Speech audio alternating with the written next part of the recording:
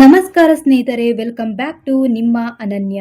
ಇವತ್ತು ಬಾತ್ರೂಮ್ಗೆ ಯಾವ home ರೆಮಿಡೀಸ್ನ use ಮಾಡಬೇಕು, ಯಾವುದು ಸೇಫ್ ಆಗಿರುತ್ತೆ ಅನ್ನೋದನ್ನ ಕಂಪ್ಲೀಟ್ ಆಗಿ ತಿಳಿಸ್ಕೊಡೋದಲ್ಲದೆ ಸ್ಟವ್ನ ಯಾವ ರೀತಿ ಕ್ಲೀನ್ ಮಾಡ್ಕೊಳ್ಬೇಕು ಅನ್ನೋದನ್ನು ಸಹಿತ ಕಂಪ್ಲೀಟ್ ಆಗಿ ತಿಳಿಸ್ಕೊಡ್ತೀನಿ. ಅದರಿಂದ ಯಾವ್ಯಾವ ಪ್ರಿಕಾಷನ್ಸ್ನ ತಗೊಳ್ಬೇಕು ಅನ್ನೋದನ್ನ ಸಹಿತ ಹೇಳ್ತಾ ಇದ್ದೀನಿ. ಈ ಹೋಮ್ ರೆಮಿಡಿನ ಪ್ರಿಪೇರ್ ಮಾಡುವಾಗ ಹಳೆ ಬಾಣಲಿನ ಇಟ್ಕೊಳ್ಳಿ, ಅದರಲ್ಲಿ ಸ್ವಲ್ಪ ನೀರನ್ನು ಹಾಕ್ಕೊಳ್ಳಿ. ಚೆನ್ನಾಗಿ ನೀರು ಬಿಸಿ ಮಾಡ್ಕೊಳ್ಬೇಕಾಗುತ್ತೆ. ತುಂಬ ಕುದಿಸೋ ಅವಶ್ಯಕತೆ ಇಲ್ಲ, ಬಿಸಿ ಮಾಡ್ಕೊಂಡ್ರೆ ಸಾಕು. ವೈಟ್ ವಿನೆಗರ್, ಬಿಳಿ ವಿನೆಗರ್ನ ನಾನು ಇದರಲ್ಲಿ ಆ್ಯಡ್ ಮಾಡ್ತಾ ಇದ್ದೀನಿ. ವೈಟ್ ವಿನೆಗರ್ನ ಯೂಸ್ ಮಾಡೋದ್ರಿಂದ ಏನೇ ಸ್ಟವ್ ಮೇಲಾಗಿರ್ಬೋದು, ಬಾತ್ರೂಮಲ್ಲಾಗಿರ್ಬೋದು, ಏನೇ ಕಲೆಗಳಿದ್ರು ಅದನ್ನು ಕಡಿಮೆ ಮಾಡೋದಕ್ಕೆ ಹೆಲ್ಪ್ ಮಾಡುತ್ತೆ. ಹಾಗೆ ಏನೇ ಜಿಡ್ಡುಗಳು, ಎಣ್ಣೆಯ ಜಿಡ್ಡುಗಳೆಲ್ಲ ಆಗಿರುತ್ತಲ್ವ, ಅದನ್ನು ಸಹಿತ ಹಾಕಿದ ತಕ್ಷಣ ಅದು ಕಡಿಮೆ ಆಗೋದಕ್ಕೆ, ಎಲ್ಲ ಕ್ಲೀನ್ ಆಗೋದಕ್ಕೆ ಹೆಲ್ಪ್ ಮಾಡುತ್ತೆ. ಅಡಿಗೆ ಸೋಡಾ ಸಹಿತ ಎಲ್ಲರ ಮನೇಲೂ ಇದ್ದೇ ಇರುತ್ತೆ. ಇಡ್ಲಿ ದೋಸೆಗೆ ಹಾಕುವಂತ ಅಡಿಗೆ ಸೋಡಾ ಇದಕ್ಕೆ ಆ್ಯಡ್ ಮಾಡೋದ್ರಿಂದ, ಅದು ವಿನಿಗರ್ ಜೊತೆಗೆ ಆ್ಯಡ್ ಮಾಡೋದ್ರಿಂದ ಕಲೆಗಳು, ಏನೇ ಕಲೆಗಳು ಕುತ್ಕೊಂಡಿದ್ರು ಅದೆಲ್ಲ ಬೇಗ ಕ್ಲೀನ್ ಆಗೋದಕ್ಕೆ ಹೆಲ್ಪ್ ಆಗುತ್ತೆ. ವಿನಿಗರ್ ಮತ್ತೆ ಅಡಿಗೆ ಸೋಡಾನ ಎರಡನ್ನ ಮಿಕ್ಸ್ ಮಾಡಿರೋದ್ರಿಂದ ಇದ್ರ ನೊರೆ ಬಂದು ಅದ್ರ ವಾಸನೆ ಕಡಿಮೆ ಆಗಿ ಎಫೆಕ್ಟಿವ್ ಆಗಿ ವರ್ಕ್ ಆಗುತ್ತೆ. ಇದ್ರ ಜೊತೆಗೆ ಒಂದು ಲೆಮನ್ನ ಆ್ಯಡ್ ಮಾಡ್ತಾ ಇದ್ದೀನಿ. ಒಂದು ನಿಂಬೆ ಹಣ್ಣನ್ನು ಕಟ್ ಮಾಡಿ ಇಟ್ಕೊಂಡಿದ್ದು ಅದನ್ನು ಅದಕ್ಕೆ ಹಾಕ್ತಾ ಇದ್ದೀನಿ. ಇದು ಸಹಿತ ಕಲೆಗಳೆಲ್ಲ ರಿಮೂವ್ ಮಾಡೋದಕ್ಕೆ ಹೆಲ್ಪ್ ಮಾಡುತ್ತೆ. ಅದಕ್ಕೆ ಅದನ್ನು ಸಹಿತ ಆ್ಯಡ್ ಮಾಡ್ತಾ ಇದ್ದೀನಿ. ಹೊರಗಡೆ ಹೋದಾಗೆಲ್ಲ ವಿಂಡೋಸ್ನ ಓಪನ್ ಮಾಡಿಟ್ಟು ಹೋಗೋದ್ರಿಂದ ತುಂಬಾ ಗಲೀಜಾಗುತ್ತೆ, ತುಂಬಾ ಗಾಳಿಗೆ ಆ ಡಸ್ಟ್ ಎಲ್ಲ ಕುತ್ಕೊಂಡ್ಬಿಡುತ್ತೆ. ಅದಕ್ಕೆ ಬಾತ್ರೂಮ್ನೆಲ್ಲ ಕ್ಲೀನ್ ಮಾಡಬೇಕಾದ್ರೆ ಆದಷ್ಟು ಮನೇಲಿರುವಂಥ ಹೋಮ್ ರೆಮಿಡೀಸ್ನ ಯೂಸ್ ಮಾಡೋದ್ರಿಂದ ಅದು ತುಂಬ ಕ್ಲೀನ್ ಆಗುತ್ತೆ ಸಹಿತ, ಹಾಗೆ ತುಂಬ ಸೇಫ್ ಆಗಿರುತ್ತೆ. ಇದಕ್ಕೆ ಆ್ಯಡ್ ಮಾಡಿರುವಂಥ ಎಲ್ಲ ಇಂಗ್ರೀಡಿಯೆಂಟ್ಸು ಚೆನ್ನಾಗಿ ಕುದೀತಾ ಇದೆ. ಇದಕ್ಕೆ ಒಂದು ಚುಟಿಕೆಯಷ್ಟು ಉಪ್ಪನ್ನು ಸಹಿತ ಆ್ಯಡ್ ಮಾಡ್ಕೊಳ್ಬೋದು. ಅದು ಸ್ವಲ್ಪ ತಣ್ಣಗಾದ್ಮೇಲೆ ಯೂಸ್ ಮಾಡಬೇಕಾಗುತ್ತೆ. ಅದಕ್ಕಿಂತ ಮೊದಲು ನಾನು ಒಂದು ಬೌಲ್ನಲ್ಲಿ ವಿಮ್ನ ಆ್ಯಡ್ ಮಾಡ್ಕೊಳ್ತಾ ಇದ್ದೀನಿ.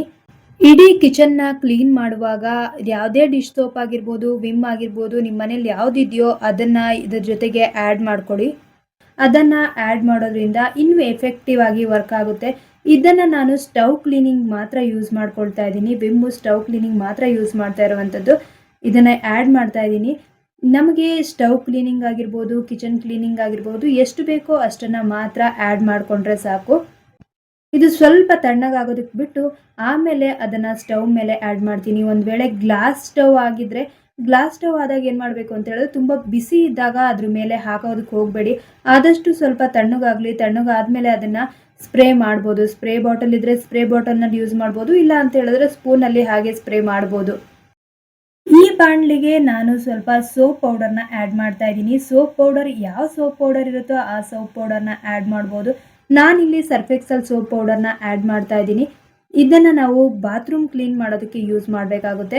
ಇದು ಬಾತ್ರೂಮ್ಗೆ ಹಾಕಿ ಒಂದು 2 to 3 ಮಿನಿಟ್ಸ್ ಆದರೂ ಬಿಟ್ಟು ಆಮೇಲೆ ಕ್ಲೀನ್ ಮಾಡೋದ್ರಿಂದ ತುಂಬ ಚೆನ್ನಾಗಿ ಕ್ಲೀನ್ ಆಗುತ್ತೆ. ಯಾವುದೇ ಸೋಪ್ ಇದ್ರೂ, ಯಾವುದೇ ಸರ್ಫ್ ಎಕ್ಸೆಲ್ ಪೌಡರ್ ಇರ್ಬೋದು, ಬೇರೆ ಪೌಡರ್ ಇರ್ಬೋದು, ಅದನ್ನು ಆ್ಯಡ್ ಮಾಡ್ಕೊಳ್ಬೋದು. ಒಂದು ಮುಷ್ಟಿಯಷ್ಟು, ನಮ್ಮ ಕೈಯಲ್ಲಿ ಒಂದು ಮುಷ್ಟಿಯಷ್ಟು ಆ್ಯಡ್ ಮಾಡಿದ್ರೆ ಸಾಕು. ಎಲ್ಲರಿಗೂ ಹೊರಗಡೆ ಹೋಗಿ ವಾಶ್ರೂಮ್ ಬೇಕಾಗಿರುವಂಥ ಕ್ಲೀನರ್ ಆಗಿರ್ಬೋದು, ಯಾವುದನ್ನು ಎಲ್ಲವನ್ನು ತರೋದಕ್ಕಾಗಲ್ಲ.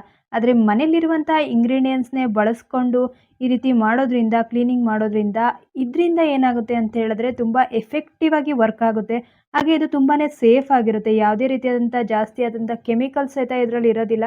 ಅದಕ್ಕೆ ತುಂಬ ಸೇಫ್ ಆಗಿರುತ್ತೆ. ಮಕ್ಕಳಾಗಿರ್ಬೋದು, ದೊಡ್ಡವ್ರಿಗಾಗಿರ್ಬೋದು, ಎಲ್ಲರಿಗೂ ಇದು ತುಂಬಾ ಸೇಫ್ ಆಗಿರುತ್ತೆ.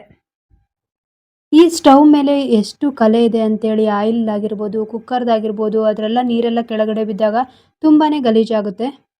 ನೀಟಾಗಿ ಅದನ್ನು ಸ್ಪ್ರೇ ಮಾಡ್ತಿದ್ದೀನಿ. ಸ್ಪೂನಲ್ಲಾಗಿರ್ಬೋದು, ಕೈಯಲ್ಲಾಗಿರ್ಬೋದು ಸ್ಪ್ರೇ ಮಾಡ್ಬೋದು. ಆದರೆ ಒಂದು ವೇಳೆ ನಿಮ್ಮ ಮನೇಲಿ ಗ್ಲೌಸ್ ಇತ್ತು ಅಂತ ಹೇಳಿದ್ರೆ ಆದಷ್ಟು ಗ್ಲೌಸ್ನ ಯೂಸ್ ಮಾಡಿ. ನಾನು ಗ್ಲೌಸ್ ಇಲ್ಲದೆ ಇದ್ದಿದ್ದರಿಂದ ಕೈಯಲ್ಲೇ ಸ್ಪ್ರೇ ಮಾಡಿದೆ. ಇಲ್ಲ ಅಂತ ಹೇಳಿದ್ರೆ ಸ್ಪೂನಲ್ಲಿ ಸ್ಪ್ರೇ ಮಾಡ್ಕೊಳ್ಬೋದು. ಸ್ಪ್ರೇ ಮಾಡಿ ಆದಮೇಲೆ ಒಂದು 5 to 10 ಮಿನಿಟ್ಸ್ ಆದರೂ ಹಾಗೆ ಬಿಟ್ಬಿಟ್ಟು ಆಮೇಲೆ ಇದನ್ನು ನಿಧಾನವಾಗಿ ಉಜ್ಕೊಳ್ಬೋದು. ತುಂಬ ತಿಕ್ಕಿ ಉಜ್ಜಬೇಕು ಅನ್ನೋದೆಲ್ಲ ಏನೂ ಇರಲ್ಲ. ಆದಷ್ಟು ನಿಧಾನವಾಗಿ ಅದನ್ನು, ಚಿಕ್ಕ ಒಂದು ಬ್ರಷ್ ಇದ್ದರೆ, ಹಳೆ ಬ್ರಷ್ ಇದ್ದರೆ ಆ ಹಳೆ ಬ್ರಷನ್ನು ಯೂಸ್ ಮಾಡಿಬಿಟ್ಟು ಕ್ಲೀನಿಂಗ್ ಮಾಡ್ಕೊಳ್ಬೋದು. ಇದು ಬಾತ್ರೂಮ್ನಲ್ಲೆಲ್ಲ ಸ್ಪ್ರೇ ಮಾಡಿಬಿಟ್ಟು 5 to 10 ಮಿನಿಟ್ಸ್ ಹಾಗೆ ಬಿಟ್ಬಿಡಿ. ಈಗ ನಾನು ಸ್ಟವ್ ಮೇಲೆ ಸಹಿತ 5 to 10 ಮಿನಿಟ್ಸ್ ಆಗಿತ್ತು. ಆಮೇಲೆ ನಾನು ಇದನ್ನು ನಿಧಾನವಾಗಿ ಹಳೆ ಬ್ರಷ್ನಲ್ಲಿ, ನಿಮ್ಮ ಹತ್ರ ಒಂದು ಹಳೆ ಬ್ರಷ್ ಇದ್ದರೆ ಹಳೆ ಬ್ರಷ್ನಲ್ಲಿ ತಿಕ್ಕೊಂಡ್ರೆ ಆಯಿತು. ಕ್ಲೀನಾಗಿ ಅದನ್ನು ನೀಟಾಗಿ ಸ್ವಲ್ಪ ಕ್ಲೀನ್ ಮಾಡಿದ್ರೆ ಆಯಿತು. ತುಂಬ ಒತ್ತಿ ಅದನ್ನು ತಿಕ್ಕಬೇಕು ಅನ್ನೋಂಥ ಅವಶ್ಯಕತೆ ಏನೂ ಇರಲ್ಲ. ನೀಟಾಗಿ ಸ್ಟವ್ ಮೇಲಿರುವಂಥ ಎಲ್ಲ ಕಲೆಗಳನ್ನು ಕ್ಲೀನಾಗಿ ಹೋಗ್ಬಿಡುತ್ತೆ.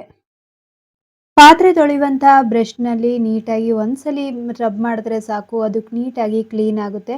ಬಟ್ಟೆಯಲ್ಲಿ ಬೇಕಾದರೂ ರಬ್ ಮಾಡ್ಕೊಳ್ಬೋದು. ನಾನು ಒಂದ್ಸಲಿ ಕ್ಲೀನಾಗಿ ಸ್ಕ್ರಬ್ ಮಾಡಿಬಿಟ್ಟು ಆಮೇಲೆ ಬಟ್ಟೆನಲ್ಲಿ ಕ್ಲೀನ್ ಮಾಡಿದೆ.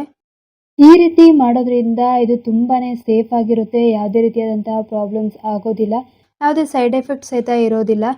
ನೋಡಿ, ಇದು ಬಟ್ಟೆನಲ್ಲಿ ನೀಟಾಗಿ ಕ್ಲೀನ್ ಮಾಡ್ತಾ ಇದ್ದೀನಿ. ಒಂದ್ಸಲಿ ಇದನ್ನ ಕ್ಲೀನ್ ಮಾಡಿದಾಗ ಎಷ್ಟು ನೀಟಾಗಿ ಕ್ಲೀನ್ ಆಗ್ತಾ ಇದೆ ಅಂತೇಳಿ. ಅಡುಗೆ ಮನೆಯನ್ನೇ ಕ್ಲೀನ್ ಮಾಡಬೇಕು ಅಂತ ಹೇಳಿದ್ರೆ ಮಿನಿಮಮ್ ಆದರೂ 1 ಅವರ್ ಬೇಕಾಗುತ್ತೆ. ಅದಕ್ಕೆ ಆದಷ್ಟು ಈ ರೀತಿಯಾದಂಥ ಸ್ಪ್ರೇಗಳನ್ನ ಯೂಸ್ ಮಾಡೋದ್ರಿಂದ, ಮನೆಯಲ್ಲೇ ಮಾಡ್ಕೊಂಡು ಯೂಸ್ ಮಾಡೋದ್ರಿಂದ ತುಂಬ ಸೇಫ್ ಆಗಿರುತ್ತೆ. ಹಾಗೆ ಬೇಗನೆ ಕ್ಲೀನ್ ಆಗಿಬಿಡುತ್ತೆ. ಯಾವುದೇ ರೀತಿಯಾದಂಥ ಎಫರ್ಟ್ ಹಾಕುವಂಥ ಅವಶ್ಯಕತೆ ಇರಲ್ಲ. ಹಬ್ಬದ ಟೈಮಲ್ಲೆಲ್ಲ ಬೇರೆ ಬೇರೆ ಕೆಲಸಗಳಿರ್ತವೆ. ಆ ಟೈಮ್ನಲ್ಲಿ ಕ್ಲೀನಿಂಗ್ ಎಲ್ಲ ಮಾಡ್ಕೊಳ್ಬೇಕು. ಬರೀ ಕ್ಲೀನಿಂಗ್ಗೆ 1 ಅವರ್ 2 ಅವರ್ಸ್ ಹಾಕಬೇಕು ಅಂತಂದರೆ ತುಂಬಾ ಬೇಜಾರಾಗುತ್ತೆ. ಬೇರೆ ಕೆಲಸ ಎಲ್ಲ ಹಾಗೆ ಉಳಿದ್ಬಿಡುತ್ತೆ. ಅದಕ್ಕೆ ಆದಷ್ಟು ಈ ರೀತಿಯಾದಂಥ ಸ್ಪ್ರೇಗಳನ್ನ ಹಾಕಿಬಿಟ್ಟು ಒಂದು 5 to 10 ಮಿನಿಟ್ಸ್ ಬಿಟ್ಟು ಆಮೇಲೆ ಕ್ಲೀನ್ ಮಾಡಿಕೊಂಡ್ರೆ ಆಯಿತು. ಒಂದ್ಸಲಿ ಹಾಕ್ಬಿಟ್ಟು ಕ್ಲೀನ್ ಮಾಡಿಕೊಂಡ್ರೆ ಎಷ್ಟು ನೀಟಾಗಿ ಕ್ಲೀನ್ ಆಗುತ್ತೆ. ಬಾತ್ರೂಮ್ ಟೈಲ್ಸ್ ಸಹಿತ ಅಷ್ಟೇ ನೀಟಾಗಿ ಕಲೆ ಹೋಗಿದೆ.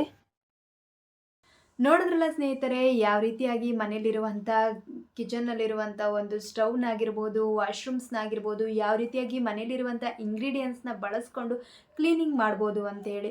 ನಾವು ಮನೇಲಿದ್ದಾಗ ಏನಾದರೂ ಓನಾಗಿ ಏನಾದರೂ ಮಾಡಿ ಕ್ಲೀನ್ ಮಾಡೋದ್ರಿಂದ ಇದು ನಮಗೆ ಸೇಫ್ ಅನಿಸುತ್ತೆ. ನನಗೆ ಹಿಂಗೆ ಅಂತ ಹೇಳಿದ್ರೆ ಮನೆಯಲ್ಲಿ ಏನಾದರೂ ಕ್ಲೀನ್ ಮಾಡ್ಕೋಬೇಕು ಅಂತ ಹೇಳಿದ್ರೆ ಯಾವುದಾದ್ರೂ ನ್ಯಾಚುರಲಾಗಿ ಯೂಸ್ ಮಾಡಬೇಕು ಅಂತ ಅನಿಸುತ್ತೆ. ಆವಾಗ ಈ ರೀತಿಯಾದಂಥ ಟ್ರೈ ಮಾಡ್ತಾನೆ ಇರ್ತೀನಿ. ಇವತ್ತು ನನಗೆ ಇದು ಟ್ರೈ ಮಾಡಿದ್ದು ತುಂಬ ಎಫೆಕ್ಟಿವ್ ಅಂತಲೂ ಅನಿಸ್ತು. ಲಾಸ್ಟ್ ಟೈಮ್ ನಾನೊಂದು ವಿಡಿಯೋ ಹಾಕಿದ್ದೆ, ಅದಕ್ಕೆ ಒಳ್ಳೆಯ ಕಮೆಂಟ್ಸ್ ಸಹಿತ ಬಂದಿತ್ತು. ಒಂದು ಕಿಚನ್ನಲ್ಲಿ ನನ್ನ ಸ್ಟವ್ನ ಯಾವ ರೀತಿ ಕ್ಲೀನ್ ಮಾಡೋದು, ಟೈಲ್ಸ್ನ ಯಾವ ರೀತಿ ಕ್ಲೀನ್ ಮಾಡೋದು ಅಂತ ಹೇಳಿ ನಾನು ಹೇಳ್ಕೊಟ್ಟಿದ್ದೆ. ಅದನ್ನು ಒಳ್ಳೆ ಕಮೆಂಟ್ಸ್ ಬಂದಿತ್ತು, ಹಾಗೆ ಒಳ್ಳೆ ವ್ಯೂಸ್ ಬಂದಿತ್ತು. ತುಂಬಾ ಇಷ್ಟ ಆಯಿತು. ಲಾಸ್ಟ್ ಟೈಮ್ ನಾನು ಸ್ಪ್ರೇ ಬಾಟಲ್ನ ಯೂಸ್ ಮಾಡಿದ್ದೆ. ಸ್ಪ್ರೇ ಬಾಟಲ್ಸ್ ಇದ್ದರೆ ಸ್ಪ್ರೇ ಬಾಟಲ್ನ ಯೂಸ್ ಮಾಡ್ಬೋದು. ಇಲ್ಲದೆ ಇರೋರು ಹಾಗೆ ಸ್ಪೂನಲ್ಲೇ ಅದನ್ನು ಹಾಕ್ಬೋದು. ಯಾವುದೇ ರೀತಿಯಾದಂಥ ಪ್ರಾಬ್ಲಮ್ಸ್ ಇಲ್ಲ. ಒಂದು ವೇಳೆ ನಿಮ್ಗೆ ಏನಾದರೂ ತುಂಬಾ ಸೇಫ್ ಬೇಕು ಅಂತ ಹೇಳಿದ್ರೆ ಗ್ಲೌಸ್ನ ಯೂಸ್ ಮಾಡಿ.